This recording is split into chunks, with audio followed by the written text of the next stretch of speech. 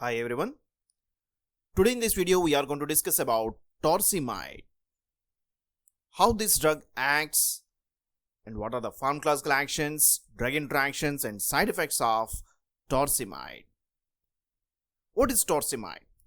Torsemide is one of a loop diuretic and we have few of the other loop diuretics like furosemide which is having the similar suffix, and other drugs like bumetanide, itacrynic acid. All these are the loop diuretics which are acting on the ascending loop of Henle and they produce the high ceiling diuresis.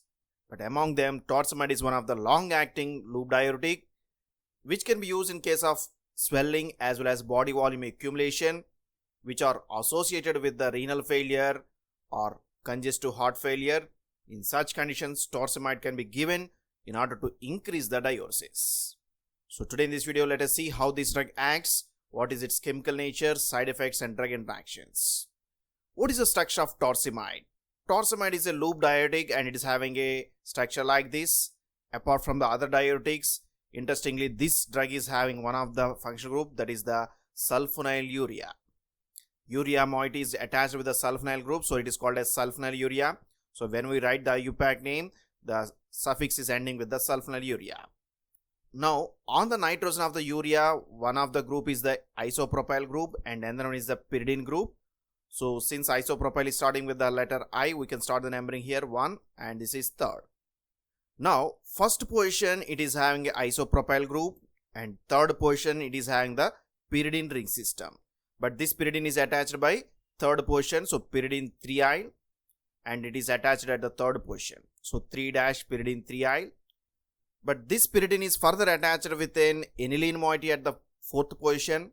So we can write this as 4-3-methyl anilinone. So that is a complete name of the torsemide. So torsemide is one of the sulfonyl urea which acts as a loop diuretic. Now let us see how this drug acts. Torsemide is acting on the thick ascending loop of Henle, and here this is the basolateral membrane and this is the apical membrane, that is the inner membrane of the lumen.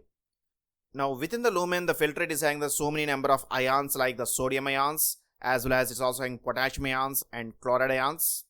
Now here sodium cannot be reabsorbed passively through this apical membrane, it requires some pump, and one of the pump is the sodium potassium 2-chloride exchange pump. This pump is a symporter which is going to send the ions in a same direction. So it can send one of the sodium ion as well as one of the potassium ion and 2 molecules of the chloride ions. In this way, the net change in the membrane potential is 0 because 2 positive ions and 2 negative ions are transported through the membrane. And once the sodium is present within the tubular membrane, it can be reabsorbed into the systemic circulation by another pump, sodium potassium ATPase pump. Now the sodium can be reabsorbed into systemic circulation where the potassium can be exchanged. So this is the sodium potassium ATPase pump which requires the energy. Potassium can be recycled by another pump. Now potassium is again reabsorbed into the systemic circulation where the chloride ions are also reabsorbed. So this pump is the potassium chloride symport which is going to reabsorb the potassium as well as the chloride ions. So what is the net effect?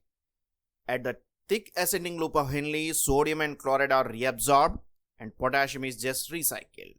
This entire process is mediated by one of the pump, sodium potassium 2-chloride exchange pump which is present on the apical membrane. Now if we block this pump, we can inhibit the absorption of the sodium chloride, thereby sodium chloride is not reabsorbed and it is excreted, and as the sodium chloride is excreted, it results in the large expulsion of the urinary volume resulting in the high ceiling diuresis. So here torsemide is one of the drug which can block this sodium potassium 2-chloride exchange pump, thereby it increases the sodium chloride excretion. What are the pharmacological actions? Now we have clearly seen that torsemide is going to increase the sodium chloride excretion, but along with the sodium and chloride ions, other ions are also excreted. Now the pharmacological actions of torsemide can be classified into 2 categories, where the ions which are going to be excreted, otherwise where the excretion is going to be reduced. So torsemide can increase the excretion of sodium ions as well as calcium ions and magnesium ions. So all these important electrolytes are excreted, and potassium ions are also excreted because as the sodium is more excreted, The whatever the filtrate coming at the collecting tubules is rich in the sodium, which results in the more potassium excretion. And it also results in the excretion of the anions like the chloride ions. And because of excretion of all these ions, osmotic pressure increases, thereby water excretions also increases. So torsemide can increase the excretion of sodium, calcium, magnesium, potassium, chloride and water, but it decreases the excretion of the uric acid. So this is a general pattern that can be observed with all the loop diuretics. Loop diuretics increase the excretion of all other ions except the uric acid. What are the side effects? The side effects of torsemide is because of the vasodilatory effects, because it produces the excretion of the sodium and other electrolytes. So it produces few of the side effects like headache, dizziness, excessive urination, weakness. Because of loss of all these important electrolytes, it produces some fatigue and weakness in the patients. And excessive thirst. Because the water is going to be lost, it results in the excessive thirst and dry mouth. A large volumes of expulsion of urine result in the hypovolemia. And few of the other side effects like dyspepsia, nausea and vomiting, hypokalemia can be observed with the torsemide. Torsemide can produce all the hypos, but it can reduce the uric acid excretion, resulting in the hyperuricemia. So if any patient already having increased uric acid levels, torsemide should be carefully given because it produces the hyperuricemia. And another important effect is the increased glucose levels. It can produce a hyperglycemia. Because it is a sulfonylurea, it may be related with the sulfonylurea actions, but here instead of reducing the glucose levels, torsemide is found to increase the glucose levels. So these are the common side effects of torsemide, and it can also produce some hypersensitive reactions because the torsemide is having a sulfonylurea. What are the drug interactions? The main drug interaction of the torsemide can be found at the metabolic phase. Torsemide is going to be metabolized to its metabolites by cytochrome P450 system, and one of the important enzyme is the CYP2C9. So if you have the drugs like fluconazole, miconazole and amiodarone, all these are the potent inhibitors of the CYP2C9. Thereby they can inhibit the metabolism of the torsemide, resulting in the increased levels of the torsemide. So whenever these drugs are given, there is an excessive urination and increased actions of torsemide that can be found in the patients. Similarly, if you have the drugs like rifampin is an enzyme inducer which can induce the enzymes like CYP2C9, thereby can increase the metabolism of the torsemide, resulting in the failure of action. So these drug interactions should be carefully monitored when the torsemide is co-prescribed. What are the precautions? The main precaution is the hypotension. All we have seen, torsemide can produce variable effects. It can produce a dehydration by increased excretion of water, and it can produce a hypotension by increased excretion of sodium as well as chloride. And as the sodium chloride is excreted, it can also decrease the body volume. And this drug can also reduce the renal functionality by increased expulsion of the urinary volumes. So torsemide mainly produces hypotensive effects. So hypotension is one of the important precautions that should be considered whenever the torsemide is given with the other drugs which are producing the hypotension. Second one is the electrolyte imbalance. Again, torsemide can produce the imbalance of the electrolytes by increasing the excretion of many of the electrolytes. So torsemide can increase the sodium excretion resulting in the hyponatremia, and it can also increase the calcium excretion resulting in the hypocalcemia, and potassium excretion hypokalemia, and magnesium excretion hypomagnesemia, and finally chlorine excretion hypochloremia.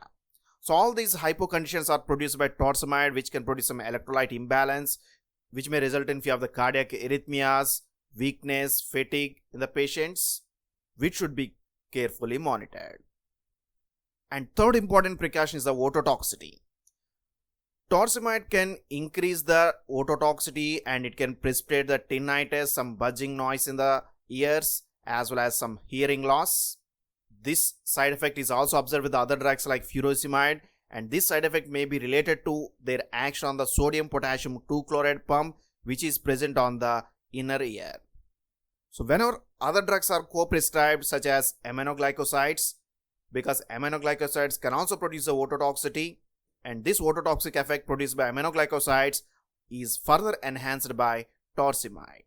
So that's why torsemide should not be combined with the other drugs which are having the risk of vestibular disorders as well as ototoxicity. How it is given? Torsemide is given as a tablet form, and dose of torsemide depends on the type of clinical situation. In the treatment of heart failure, the initial dose may be started from 10 to 20 mg once daily, and the dose can be slowly increased based on the patient conditions.